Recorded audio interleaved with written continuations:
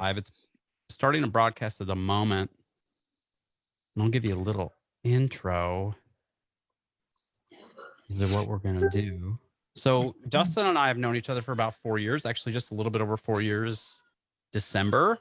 And throughout the time we've known each other, we've met up in person a handful of times. He lives in California. I'm in Honolulu.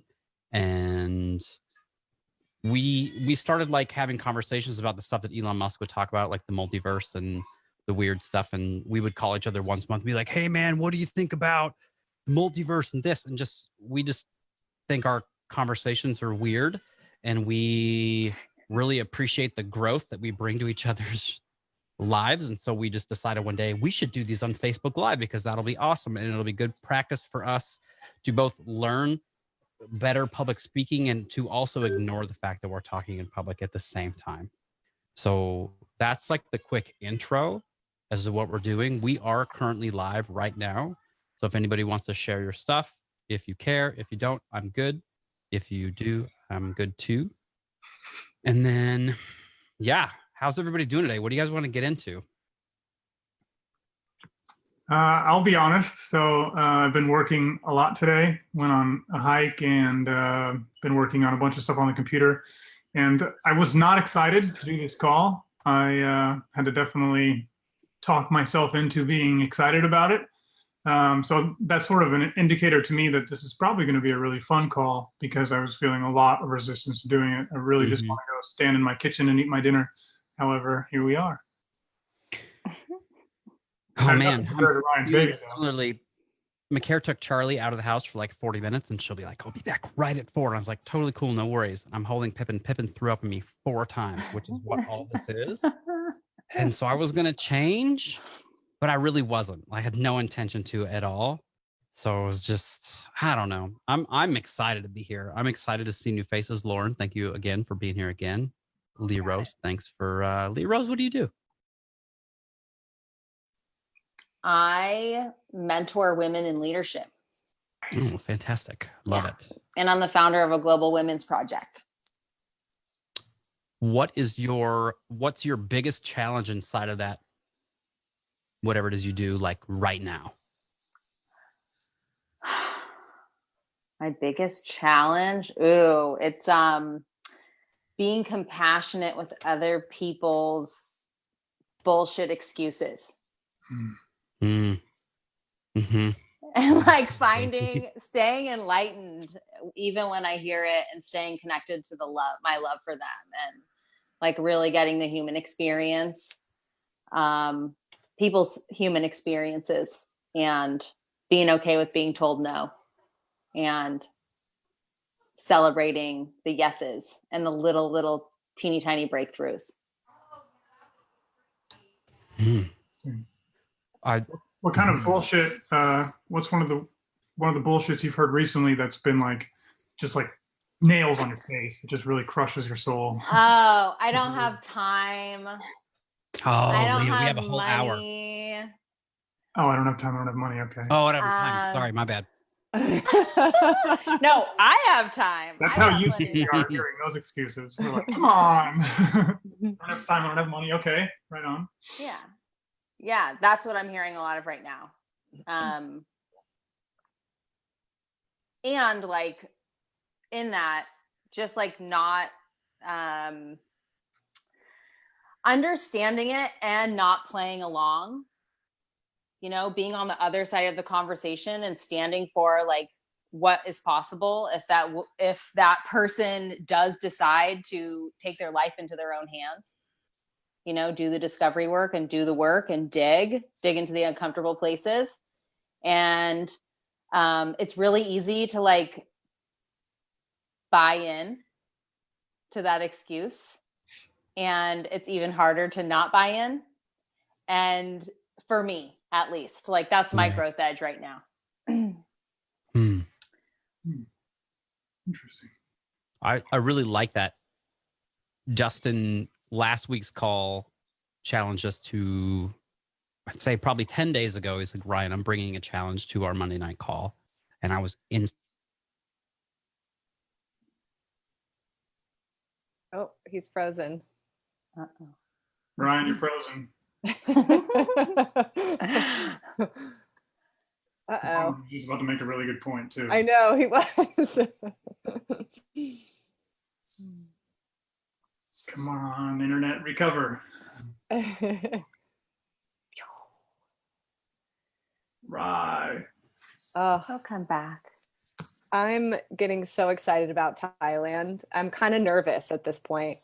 Like it's totally off topic, but I'm like trying to get all these things like figured out, and I got a backpack today and I've got to take care of some banking stuff. And so I'm just like all of the administrative stuff is just like down to crunch time for my Friday leave. So I'm so excited. I can't believe I'm going. I've never been to Asia. I've never been overseas. So this is all new for me. I am so excited for you. Me too. Yeah. Thank you, honey. Yeah. Yeah. And like this is part of it, right? Like you have wanted to travel for so long. Yep. And you've had this conversation of all of these things, all these reasons why you couldn't do it. And something happened, like you got over that conversation or you got over yourself and you are now going to Thailand. Exactly. And I'm like, here I go. I've got the money. I'm going, so it's great. Got the money, got the time, made it happen with work. My boss was really cool about it. He's like, you definitely, this is good that you're going to do this for yourself. And I'm really happy for you and everything. So can you guys hear me okay? I can. Okay, good. Just wanted to make sure. Thailand was one of my breakthroughs for a lot of self-work that I've done. And one of my excuses was I don't have the money. And another one of my excuses was I don't have the time. And these were two things that were introduced very early on into my evolution as a human from my parents. It was a very common phrase to hear growing up. So I kept believing this. And while I got to a certain point where I sort of did have the money and I sort of did have the time, I still didn't believe that I was necessarily worth taking that step on a very deep level. And in the process of going to Thailand, it was actually in the form of a breakthrough. And it's a great country to have this kind of breakthrough in, because chances are you've never seen a separation of wealth as significantly as you will in Thailand. And also to go right with that separation of wealth, you're going to see people who are extremely happy in that condition. Right. And I came home from Thailand thinking that I lived on Mount Olympus and that everyone else was like on a different level. And it was really a really hard experience for me to swallow. But that extra depth and has added a lot to my journey. And since then I've traveled out of the country every 6 months, and I call it my therapy. Amazing. Yeah. That's what I want to get into the habit of doing, is traveling more, at least once a year out of the country. Now that I got renewed my passport, I'm ready to go. Hold on just a second. I'll be right back. There's somebody at the door. Hold on. No worries. Good. Sorry about that. Hop off. My internet was disconnected and then reconnected. I'm glad to see you guys all still here. Anything No good happened worries. while gone? You were just about to make a point and you froze. So It's all good. I'm past it. It wasn't the universe is telling me to move on. Stop.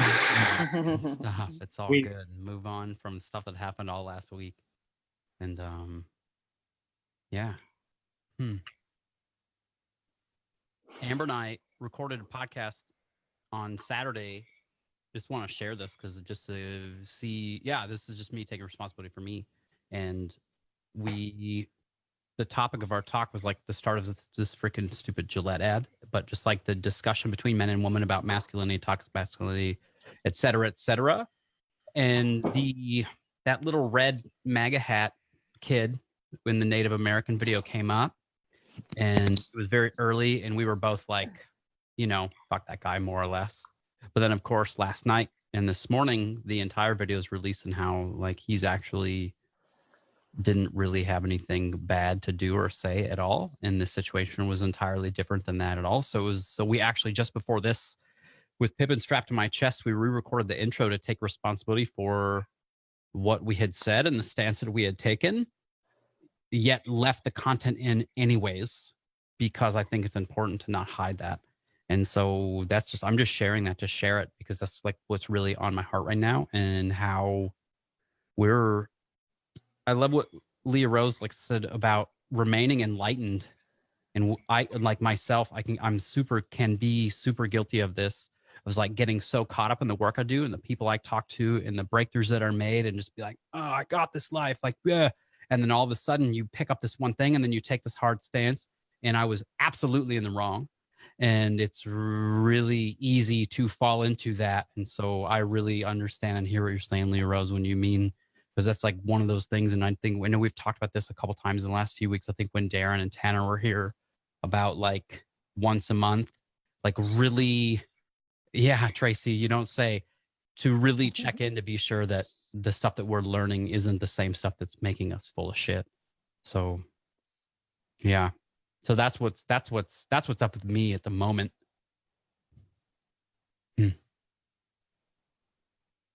I'm curious for more, because was that like, do we just go find your podcast? We could go listen to it and hear this conversation. So Cool. It's actually funny because Amber and I almost forgot about it because we was kind of glazed over, because we just saw the video and we didn't really talk about it a lot, other than like, oh God, you got to be kidding me. Like, what's wrong with these people? And then kind of moved on. Yeah, that's still enough for certain people. Like, we heard a small amount of information and just ran with it. And then the next person is going to hear the small amount of information and run with it. And so, yeah, I think the intro is like 4 times as long as normal. And it's like way more talking about this event and how we can, and Amber's Black too. So it was a huge deal for her to be like, look, you see these stories of, kids in the ghetto getting shot and like instantaneously judged. And she's like, I really hate that when people instantaneously judge people. And then, oh shit, I just did the same thing to this 17-year-old kid from some Catholic school in Kentucky that's wearing a red hat. And so, yeah. And so it was just really important to us that we start the conversation. And then next week's we're going to talk about like those dichotomies and about how we can all get really caught up and how we can all, what can we do? So I guess this could be the question today. Like, what can we do to like consistently check in to be sure that the stuff that we're not putting out like isn't full of shit, or, covered in baby puke. Well, I think step one is invite being wrong. Invite being wrong enthusiastically.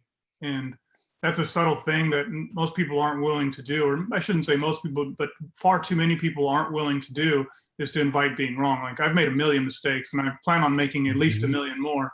And it's in the mistake making processes, which I'm learning at the fastest rate. I make a mistake, I learn that I've made a mistake, and then I take an exponential step in my growth. And so when we can reorganize what a mistake actually means as something that's actually a great thing, like what happened with you got to check in with a bunch of other stuff. With the single event allowed you to check in with a bunch of other things, like, am I full of shit? And it gave you a more perspective to kind of zoom out and see a lot more. So I think step one for anyone is invite being wrong. It's a chance to get smarter. It's not a bad thing. It's not a negative thing. You don't need any shame for making a mistake or being wrong. Just pay attention so you can understand what the fuck happened and grow from it instead of suffer from it. Yeah, for sure. Or play victim, do this, which is what we do today. I absolutely think so. I fell victim to several times during our challenge this week. It was really, Wendy says she's got you beat on mistakes. But I think you guys could probably count. It's probably closer than you think. I don't know. What do you think, Lauren? Well, there were, I don't know, this week, I think there were a couple of challenges, like when we were discussing about the Gillette commercial as well. So we had the Gillette commercial, and we're talking about what happened in Washington, D.C., correct? Yes. So, okay, I just want to make on sure. The National Mall, yeah. Yeah. So I am connected to Kansas Middleton, who is a part of Native Hope, the organization. And I posted, if you see on Facebook, I posted his little debrief from what happened. And it's my take on it is that, there's just whatever evidence that we'll see, like continuing to unfold. But from these kids, there's also some other video of them at a basketball game taunting a black basketball player and doing the blackface paint.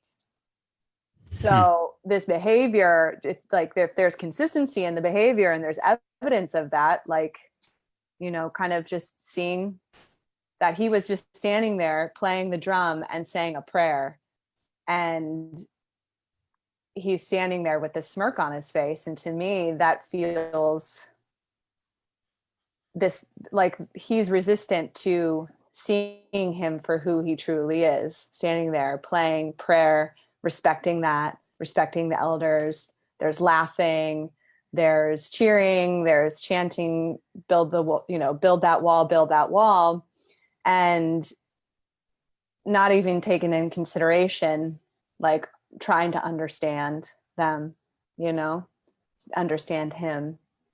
And it seemed to me, it felt really peaceful on Native American side. But I think it's also just not knowing and ignorance, you know, they're teenage boys, but like, I don't know, it's really challenging. I think we're going to see a lot more of this coming up, you know, just the unfolding, the unveiling of these behaviors that need to shift and change. Do you mean a lot more coming up from the specific event, or the lot more coming up overall? Well, coming up for this specific event, but I also think we're just going to see more and more of these like unfoldings of like what's really happening, you know, like what's happening out there, and like, you know, racism, like in your face, and, you know, sexism and all of this stuff. And I mean, it's been happening and it's going to continue to happen until we heal it, you know, so it's just being seen now in the public forum, you know. So I have a question on that. So go for it. We're talking about maybe 0.01% of the United States that act like this and show this sort of behavior. Not against the women's side, not the Gillette thing. We're not talking about that. I want to talk about this build the wall guy. This is like less than 1% people who feel and harbor these beliefs and really stand behind them and have conviction behind them and actually really fucking feel that way. Yet 100 million people hear about it every fucking day.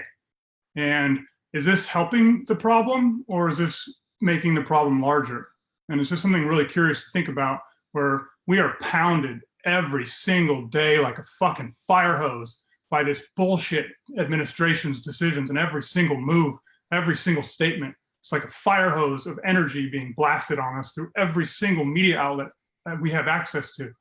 Is this part of the problem or part of the solution? I really wonder. What do you guys think?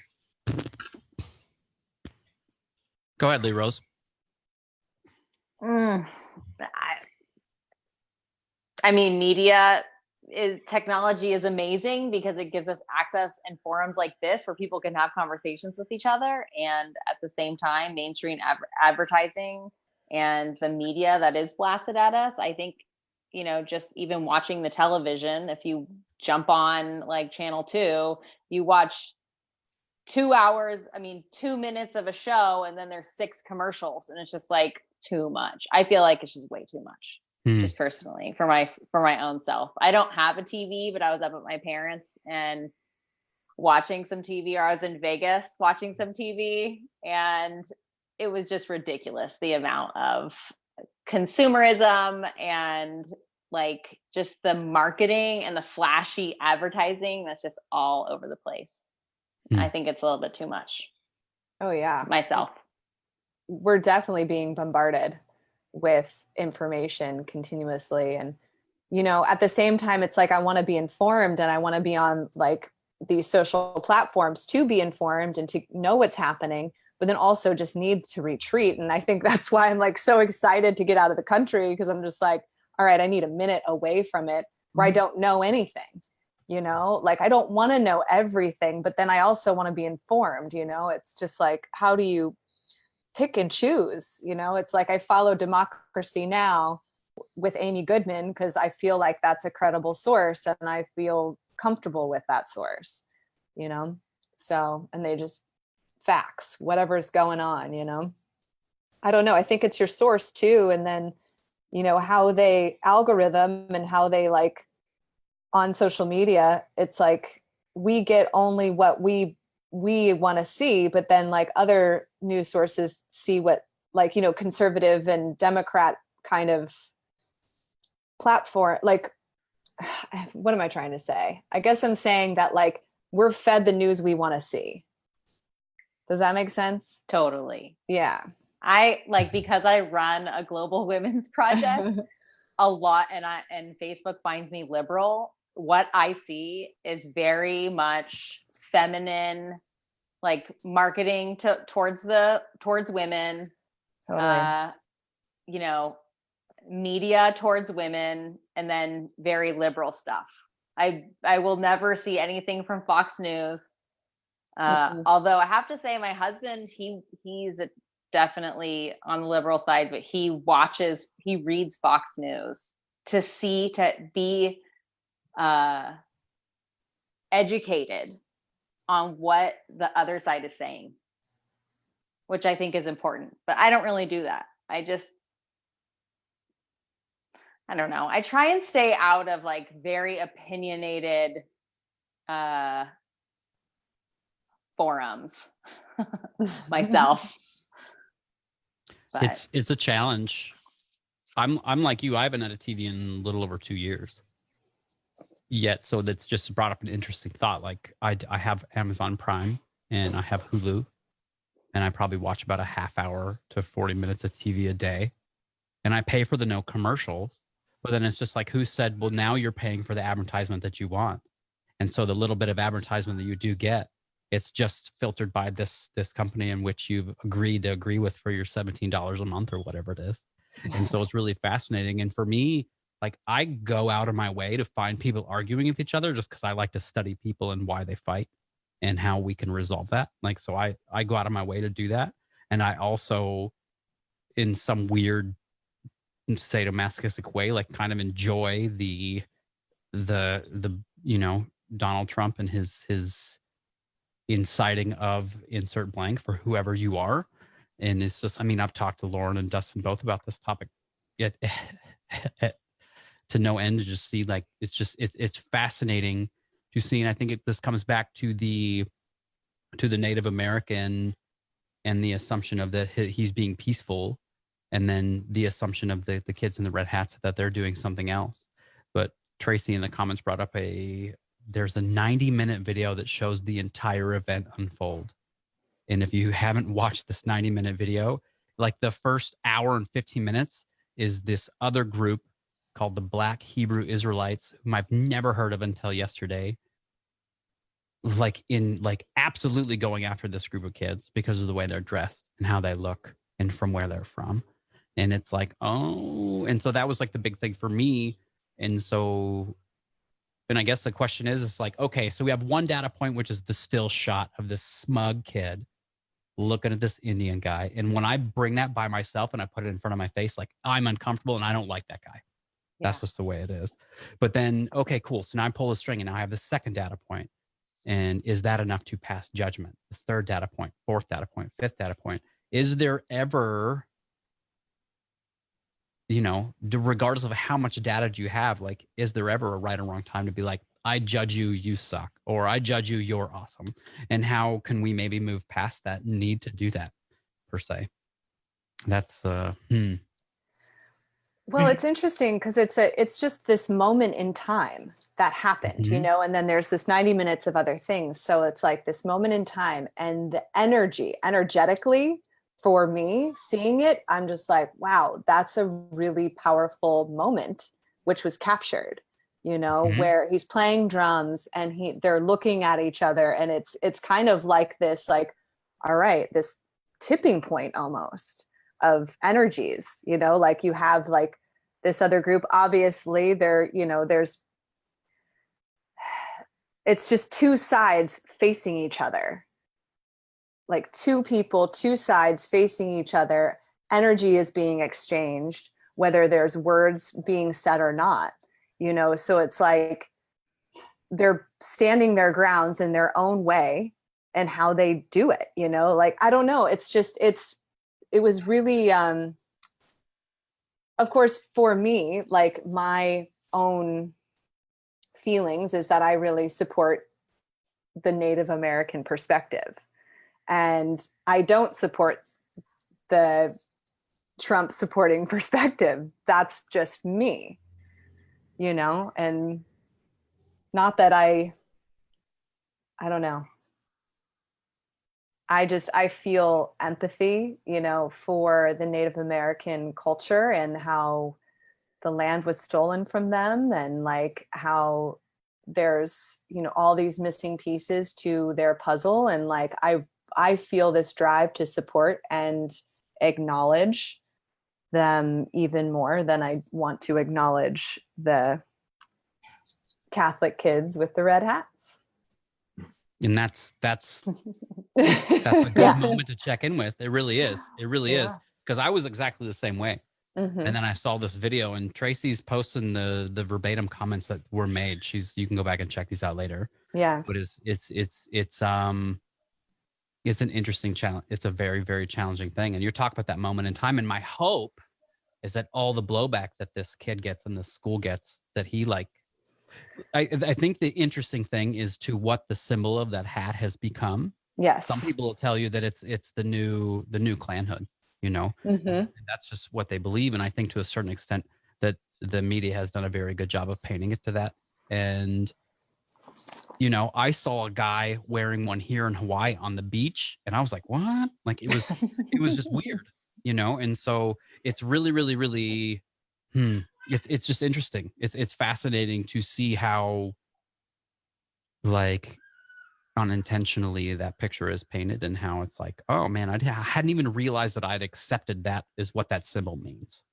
I think it's a perfect example of what they've done to us and how they've driven a massive wedge into between the two groups of people, which the center has been growing ever since, I don't know, maybe the 70s or 80s. The center has been growing between these two groups of ideologies. And now there's a Grand Canyon in between the right and the left. And anyone who's in the middle is a fucking asshole, right? And I'm right in the middle. I don't prescribe to one side or the other with any sort of real truth, because I think it's all horseshit, honestly. However, they've created this massive amount of space in between this left side of thinking and this right side of thinking, that these two groups can't even have a conversation anymore, because it's a visceral response. You see a guy in a red hat with some letters on it, and you have a visceral response to it. And you automatically assume everything about that person's character and everything about that person's beliefs.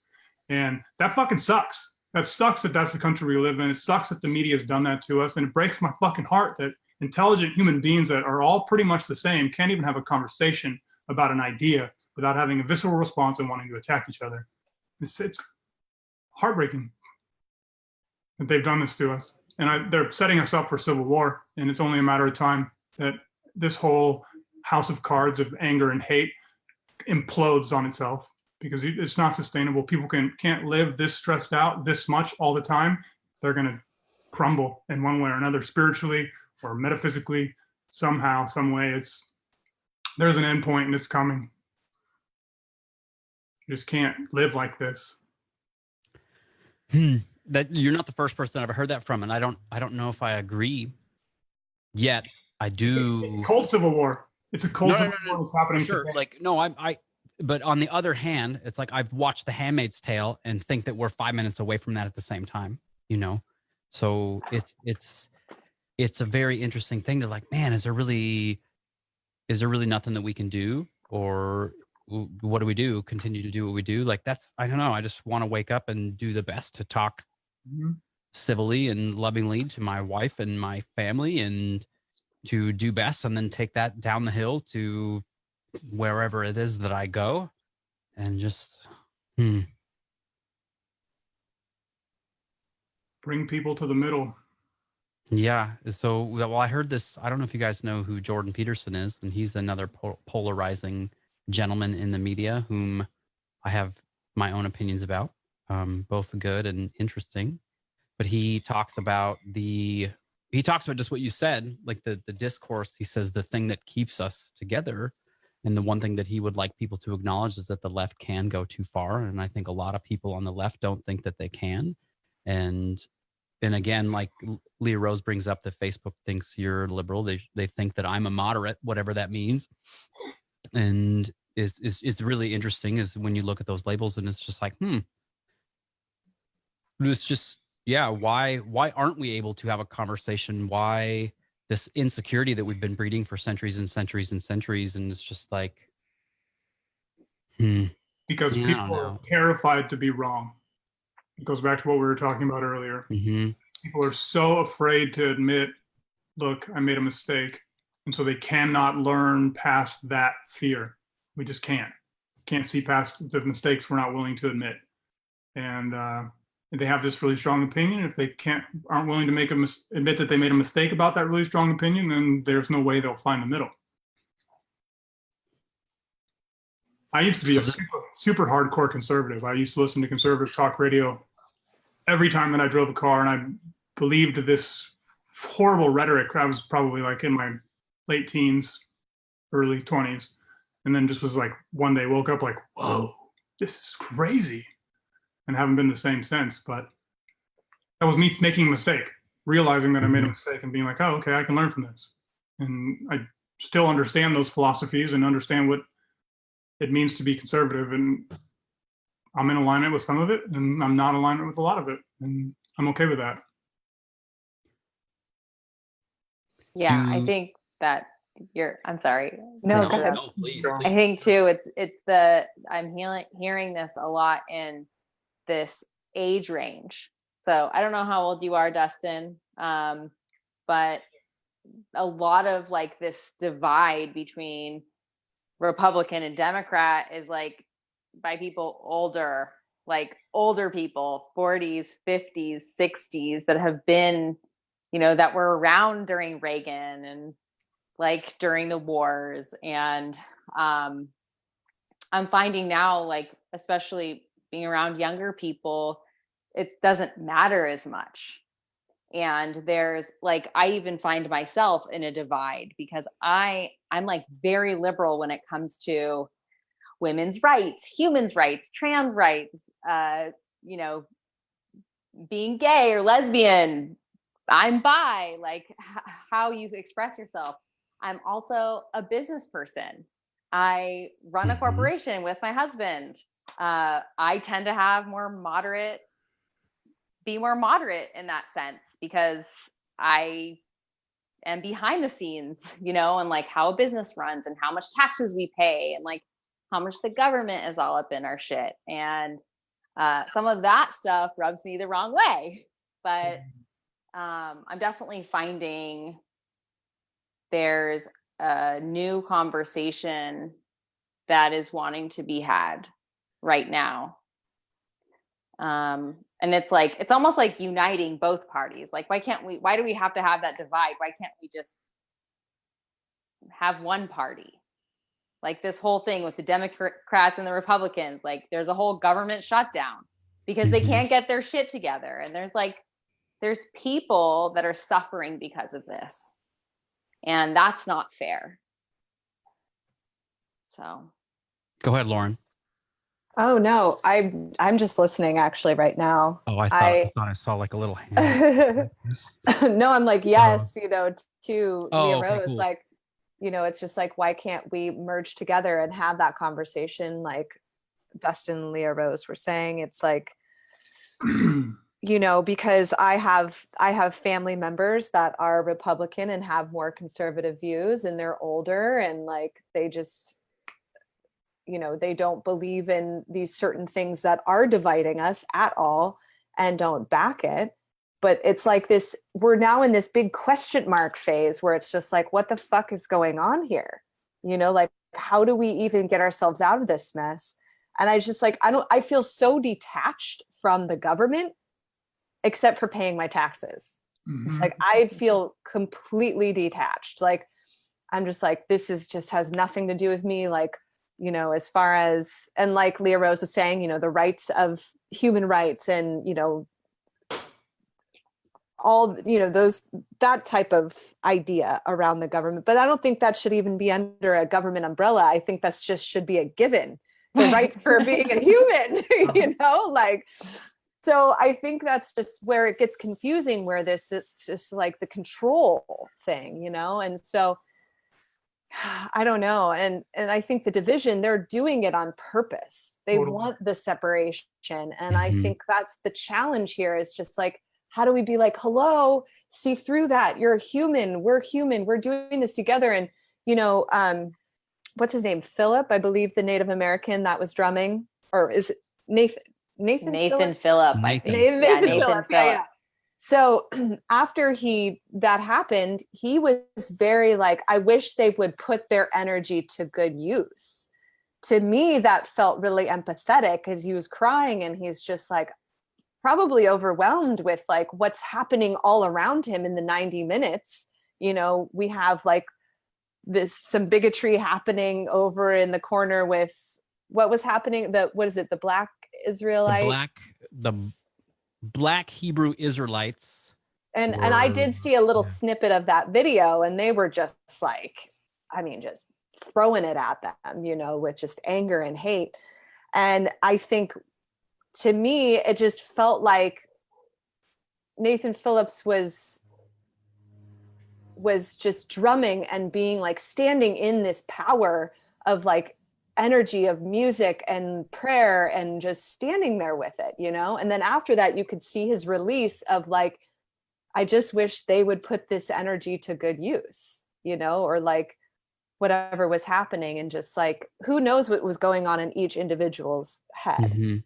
You know, we can't dictate that, you know, but there was energy going on there, and there was just kind of resistance and like not wanting to, you know, I think it's the first kind of recognition of there could have been possibility there. Could you imagine if there was like a hug or a reaching out and like an understanding or something, that just that breaking point where like maybe something changed all of a sudden, you know? No, Like, that would have been absolutely amazing. That would right? have. So one It person, would it have. takes one person Mhm. to just all of a sudden be like, you know what? This is what I'm going to do. And I'm just going to show compassion. Like, But I imagine. think, yeah, no, and I'm for that, and I wish that would have Yeah. happened, because that would have made me excited. Yet, as Dustin put out pertinently, that doesn't bring out a visceral reaction. Right. Love and softness and empathy and compassion isn't visceral. It's just not, and it probably would have been glossed over. Maybe, I don't know. Like, I mean, What about the that's summer what of I'm- love? It has happened. Yeah. It has happened. There was that before Trump got elected, there was that one of those MAGA rallies, big ones, a mega one, and there was over 100,000 supporters there. And the leader of Black Lives Matter had the stage for 5 minutes, and people were listening to him for 5 minutes. And Mhm. that was major. People were clapping for this guy, and he was expressing how he felt about the situation, and he was talking from the heart, and like he gave a little bit of vulnerability, and people were eating that shit up. And Yeah. Mhm. and we heard about it for 0.5 seconds, and it disappeared from the media, and we never heard about it again. But that's the event. That's the event where the one person who's the strongest in the situation just offers a tiny thread of vulnerability. And I think that's what the Native American was doing by holding space for these kids, Mm-hmm. standing there holding space. And you said the words perfectly. He was standing strong, and Mm-hmm. he wasn't reacting. He wasn't acting. Mhm. He was holding space and allowing them to be them, and then allowing that to happen while not allowing that to affect him. And that's the kind of leadership that we need to look towards. Is the other side is, I'm not going to be a victim to their story. I'm not going to let their story or their version affect me. I'm not going to let it tear me down or mean something about me or my beliefs. And that's what he was doing. And that's the kind of leadership that we need to look towards for solutions to Mhm. these types of problems. And then So- softness doesn't sell, you know, like vulnerability Exactly. and softness doesn't sell. So like when people are angry, oh, that sells. And then people will watch the media and like, you know, get all into it. Did we talk about this at one point where during, what was it? The OJ Simpson trials, like that was a big media turning point where they would do 24-hour media coverage, and that they saw an opportunity, the media saw an opportunity to have drama. Like it was like televised drama 24 hours a day because people were watching it and they were getting views and like all of that. So to me, When that trial was going on, it yeah, was on the TV in my schools In classroom. around the clock. It was Yeah. on all the time. Oh, fuck. All And the I time. remember when they were placing the verdict down, when they said when the judge hanged the gavel, it was like you could hear the cheers and like going through the entire school. So I went to an inner city school in Tacoma, and so it was fascinating. And Devin's saying, yeah, he definitely knows what's up. So it's just like that's a really, really interesting point, because like when that started, and it does, like the mob, like the power of the mob, like this one dude standing in the front, he doesn't know anything, but he can control that behind him. Right. And he's like, hey, what do you guys think? And it's yeah, Dustin, I think probably right now is probably, to answer your question from the beginning, it's probably hurting us more than it's helping us. Oh yeah. I don't have to use a cookbook because I can just Google recipes. I think that vulnerability does sell, though, and it's just not what they want to wrap up for us. And the reason that I say that vulnerability does sell is, one, it gets people in my workshops incredibly deep really fast. So I know people are asking for it, but to go to an actual case in point was this woman gave a TED talk about shame, and she had a breakdown on stage, and it was a really powerful experience. And she got off stage and was like talking with her friend later, and she's like, we got to break into TED and take that tape. There's already 800 people have already seen it online. She said, what happens if 1,000 people see it? And so she's like conspiring to go steal this tape back. She goes to bed that night and wakes up that morning, and there's over 4 million people that have watched that video. And she's like, oh, fuck. Like, I just did this thing. And then she gives another TED talk about that experience. And it's like, she has a shameful breakdown on stage, and she feels all this negative energy and fear around it, and then 4 million people watch it, and now she's famous because of it. And that's Her what name's, it's Brene Brown. That's right. Brene Brown. Yeah. amazing. And She's my lady. I think that that's a really great case study that this sort of shit does sell. People are dying for just this threat of vulnerability. And look at that Gillette ad. Yeah. Right? Mhm. Like there's some vulnerability going on, and it touches you. It's speaking, it's meant to, I mean, it's from a mainstream corporation. So it's trying to get you to buy something, but still there is like this baseline of vulnerability throughout that whole commercial. Mm-hmm. Saying things that people have been afraid to say mainstream to men.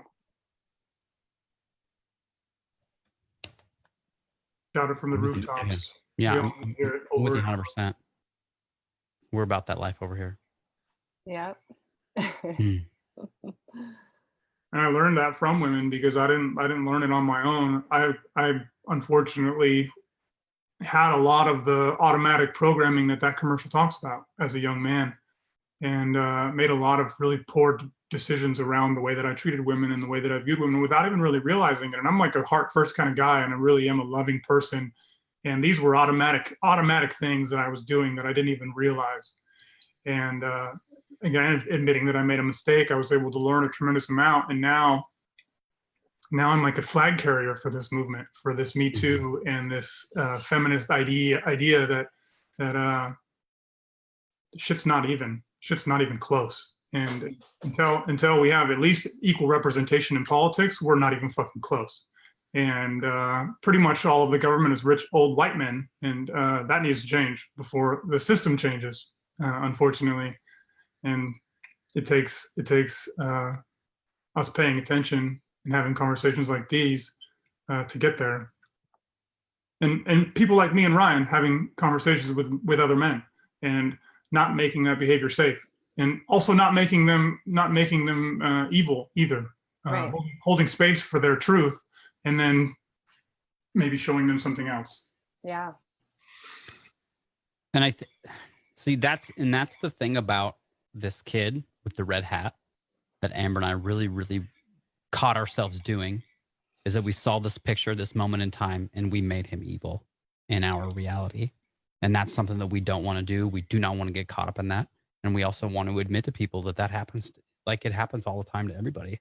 And just to really, really own that, man, it really fucked me up for a little bit too. Like when I was reading the story and then kind of pulling the string. And the funny thing is that I haven't even watched the Gillette ad. I didn't even watch it. I went through like the Twitter moments, and then I posted some Facebook stuff and like wanted to know why everybody was offended.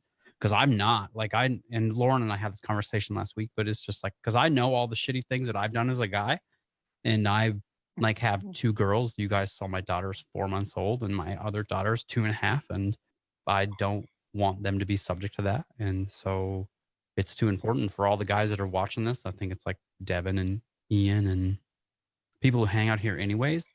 Yet at the same time, just like Dustin said, you have those conversations, stand up and say something when it's wrong. I've been a perpetrator of that. I know it's wrong. I've seen the look in the eyes of what happens when you grab a chick's ass in the club and she doesn't expect that coming, like it's not okay.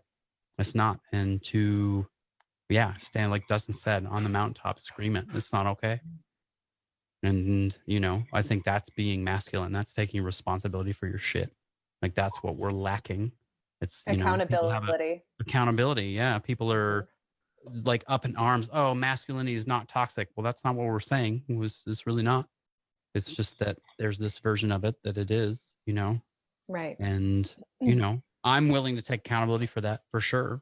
For me. And when I see people acting up and I hang out with women like you are willing to do the same thing. And so, I'm hopeful that it doesn't come to civil war. I think we still got work to do. And I still think that even if it does come to that, we still have work to do regardless. And I'm not going to let that deter me from doing it. So, yeah. Oh. Aho. Aho, indeed. I think that means dinner time for me. Yeah, This is I want to. Like, go for it. I want to bring it back to that, this idea of learning from our mistakes and like how this idea of vulnerability, like we have to be vulnerable. There's a moment where we have to let go of our meaning or what us being right. I know for myself, I love to be right. And when I'm not right, there's like, I have to like, oh, okay. All right. I'm wrong. Like admit that I'm wrong and just like let it go and let myself learn from let myself hear the people or learn the lesson that's right there. And I hope that this kid, regardless of what happened, right? I hope that this kid really gets something for himself and can be vulnerable and see that maybe even though he didn't do anything wrong, he stands for everything that's wrong right now among young men, among white men, among America. And there's an opportunity for growth. And I hope that he gets that. I hope that he can find some healing, find something for himself in this whole experience. To add on to that, it's us on the other side's responsibility to reach out to that same kid, metaphorically or otherwise, to be sure. Because if he's not receiving it over there, which can be the case in many instances, smaller or bigger. So thanks for saying that, Leah Rose. I appreciate you being here. We'd love to have you back again sometime. Thanks. And, thanks for inviting me. I appreciate of course, for sure. Friend of Lauren's, friend of mine. So it's good stuff. Dustin, enjoy your dinner. It's, as always, namaste, sir. Thanks for being here. And has anybody got any last second questions, comments, concerns? I don't know. I just really appreciate that you do this every week and that you invite different guests. And, I've watched a couple of them and I just like all the different like things that come up. It's just really a great little melting pot of conversation. So I appreciate it. I appreciate Thanks for having me again. That. Yeah, of course. No, we love having you here. Enjoy Thailand.